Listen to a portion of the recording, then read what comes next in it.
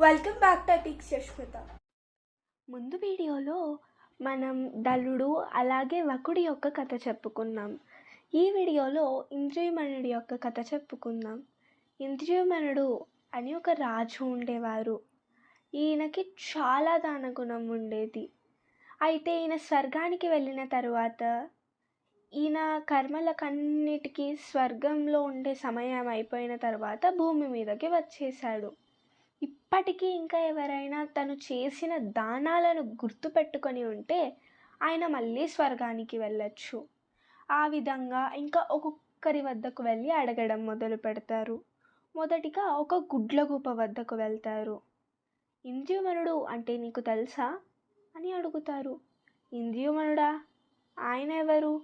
ఆయనైతే నాకు తెలియదే. దాని తర్వాత ఒక కొంగ వద్దకు వెళ్తారు. దాన్ని కూడా ఇంద్రియమన అనే రాజు తెలుసా అని అడగగా అది కూడా తెలీదు అని అంటుంది. ఇంకా నిరాశతో ఆఖరికి ఒక తాబేలు వద్దకు వెళ్తారు. అది చాలా వృద్ధాప్యంలో ఉంది. నీకు ఇంద్రియమనుడు అంటే ఎవరో తెలుసా అని అడిగితే, ఇంద్రియమనుడా తెలుసు, ఎందుకు తెలియకుండా ఉంటుంది. ఇప్పుడు మేము ఉన్న సరస్సు ఆయన కొన్ని ఆవులు దానం చేయగా ఆ ఆవులన్నీ తొక్కగా దానివల్ల ఈ నది ఏర్పడింది అని చెబుతుంది. దాంతో ఆయన స్వర్గం అంటే స్వర్గానికి వెళ్ళవచ్చు. రథం వస్తుంది. తనతో పాటు ఆ తాబేలును, కొంగను, గుడ్లగూపను కూడా స్వర్గానికి తీసుకొని వెళ్తారు. ఇది ఆయన మంచి గుణం.